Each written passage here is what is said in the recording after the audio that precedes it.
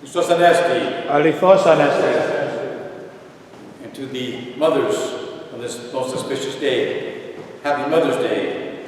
Godmothers, to the grandmothers. Να χαίρεστε την μητρική εορτή σήμερα. Σας χαιρόμαστε. Happy Mother's Day. Hiram W. Smith founded the Franklin Quest Company in 1983. He was a highly regarded motivational speaker and was asked to address a crowd of over 2,000 survivors at Ground Zero just 3 weeks after 9/11. As he approached the podium, he was asked by a firefighter, "Mr. Smith, are you going to tell us how we're going to get out of bed in the morning when we don't just give a bleep anymore?" He looked out at the expectant, shocked, grief-stricken faces and said to the firefighter, "If you remember one thing I say today, let it be these words: pain is inevitable, misery is optional." He then went on to tell of his own personal tragedy of losing his daughter and granddaughter in a car accident.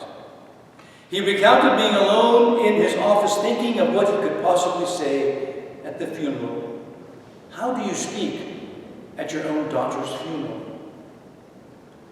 Then he noticed in his office a painting of a winter scene with a pioneer couple standing over the grave of a family member they had just buried. And he recounts, "As I stared at the painting, I saw something I'd never noticed before. In the background, there were other wagons, and people sitting on the wagons holding the reins of their horses. They were waiting for this couple to finish burying their loved one. That's when I realized that what those pioneers knew, and what we all have to learn, we have to move on, or we will not survive. Those early pioneers made a difference for future generations because they refused to quit." So speaking of pioneers, in our faith, there is the one pioneer. Hebrews 12 says, "Looking unto Jesus, the author, the pioneer, and finisher of our faith, who for the joy that was set before him endured the cross, despising the shame, and has sat down at the right hand of the throne of God." So indeed, Jesus is the pioneer of our faith. Jesus refuses to quit on the paralytic. As the gospel points out, who had an infirmity for 38 years. When Jesus saw him lying there and knew that he already had been in that condition a long time, he said to him, "Do you want to be made well?" Jesus asked this seemingly preposterous question because ultimately any healing is transactional, realized only in the context of a relationship. Father John Romanides points out, having faith in Christ without undergoing healing in Christ is no faith at all. Here is the same contradiction that we find in a sick person who has great confidence in his doctor, but never carries out the treatment the doctor recommends. So today, the fourth Sunday of Pascha, as we experience Jesus' third of the 7 signs recounted in St. John's Gospel, the healing of the paralytic, let us open ourselves to the gift of healing as prescribed by the physician of our souls and bodies. Let us move away from the various forms of paralysis, physical, emotional, spiritual. Indeed, let us move on even from in these paralyzing times of this pandemic that keep us just coping in life rather than really living its fullness. Do you want to be made well?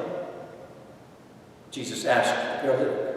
Instead of an emphatic yes, he responds with a tepid excuse for his chronic condition.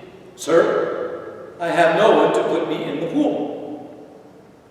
Remember what Hiram Smith said to that firefighter who survived 9/11. Pain is inevitable. Misery is optional. The paralytic is choosing misery. So no wonder he is described in the church's hymnology as a walking dead man. But God does not abandon him. He actually goes on the attack and by his word alone, with a threefold command, the paralytic is restored. And Romanides draws a beautiful correlation between the words stand up, take up your mat, and walk. He points out that stand up leads to our purification, obviously for baptism. Take up your mat means we're illumined. We've received the good news. We are ready to respond in the positive and walk.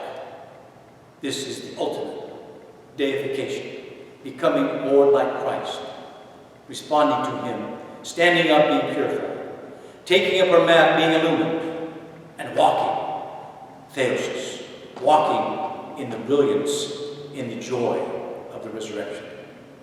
You see, the paralytic's focus was on the pool instead of Jesus. His focus was on the means of healing rather than on the actual healer. So the question is, are we stuck in our own pool of Bethesda? Jesus was there, but the sick man did not recognize him. Jesus is right next to us in our lives. But too often we are fixated on our own personal pool of misery. Jesus wants us to allow to heal us and to take our eyes off our own pool of Bethesda. He wants to move us on in the plans he has for us. See, you are well. Sin no more. To him be all the glory, honor, and worship, now and forever, to the ages of ages. Amen. Christos Anesti. Christ